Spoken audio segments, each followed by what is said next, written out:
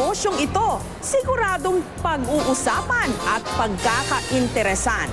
Sakay na sakay kasi sa kung ano ang uso at mainit na issue. Pasintabi lang sa founder ng Facebook na si Mark Zuckerberg.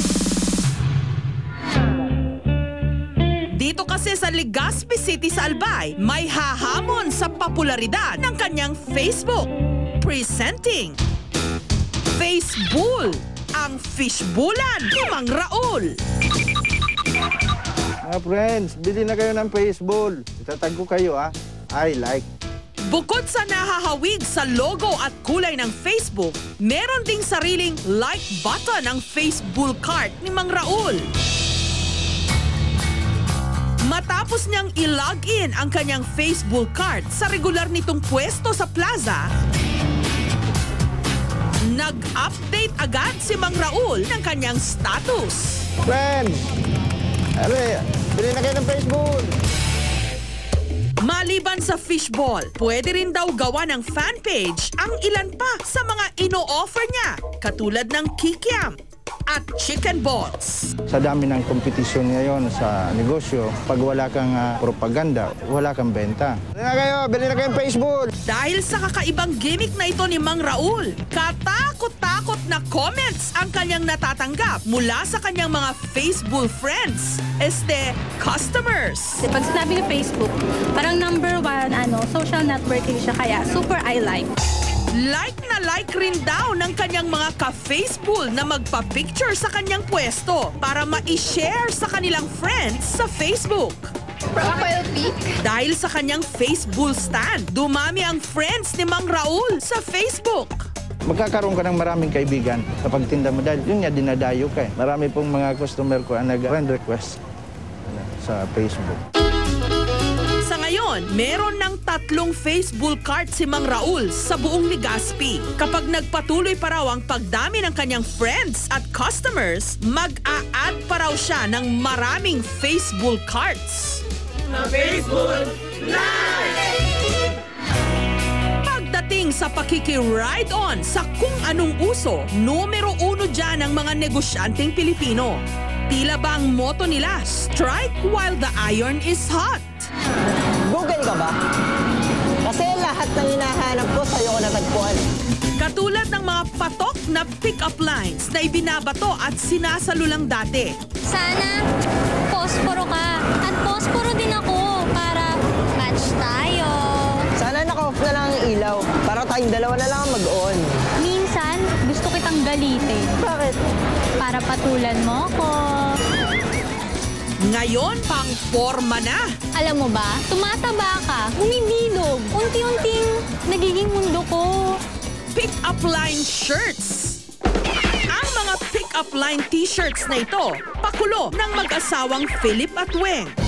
Nagsimula raw ang kanilang negosyo nung nauso ang couple shirt o mga t-shirt para sa mga mag-boyfriend at girlfriend na partner din ang mga design. Nung pumutok ang kasikatan ng pick-up lines, may natunugan daw silang oportunidad para kumita. Nag-isip kami, ano ba yung pwede natin gawin? Kakaiba naman. Kaya namin naisip yung pick-up lines. Kasi parang, di ba bago nga? Wala pa yatang gumagawa ng gano'n. Idol na idol din daw kasi ni Philip ang karakter ni Ogie Alcacid sa Bubble Gang na si Boy Pickup. Unan ka ba? Bakit? Kasi kumukulo na ang tubig. Ang init mo, Pickup! Sana Facebook status ka na lang para pwede kita i-like. Kaya kapag nagtatampo raw sa kanya si Weng, pick-up lines din ang ibinabanat niya para ito'y mapaamo. Hangin ka ba? I can't live without you. Made to order ang kanilang pick-up line shirts. At sa internet din daw sila kumukuha ng mga sikat na hirit. Bagamat nitong Enero lang daw nila sinimulan ang kanilang pick-up line shirt sa halagang 350 pesos kada banat. T-shirt, box office hit daw ang kanilang negosyo. Hindi nga raw kailangang bagong-bago ang konsepto ng isang business. Dapat lang, laging may bago itong ihahain sa publiko. In other words, hindi na uubusan ng gimmick sa kanilang mga produkto o serbisyo. Ang baker na si Angela, mula sa mga sikat na cartoon character hanggang sa mga pumatok na video game, na disenyuhan na niya ng cake. At dahil ang pinakamainit na issue ngayon, ang impeachment trial ni Chief Justice Renato Corona, nag-bake si Angela ng impeachment cake. Iniregalo sa ika-88th birthday ni Senate President and Presiding Officer Juan Ponce Enrile noong Valentine's Day. Sa cake, present ang mga senator judge. Made to order daw ng isang kaibigan ni Angela ang impeachment cake na iniregalo kay Senator Enrile. Nung ginagawa ko na yung mga mukha nila, nanonood pa rin ako ng trial. So I could see little things in their faces na naiiba. Kasi mahirap naman talagang i-execute ang mukha ng isang tao sa fondant. Kay Senator, the thing I observed about him dun sa impeachment, he always wears these earphones.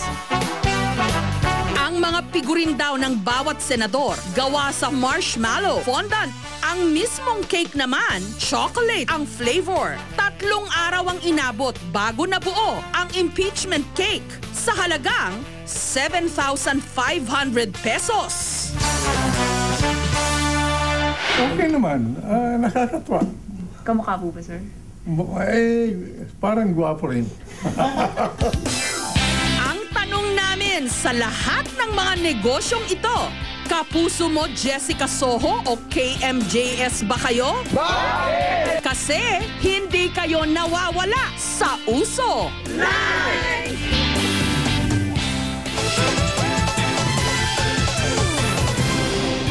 Susunod, ang paligsahan ng mga maliliit pero ang bibilis na mga bangka na may mga makukulay pang layag sa Parao Festival ng Iloilo.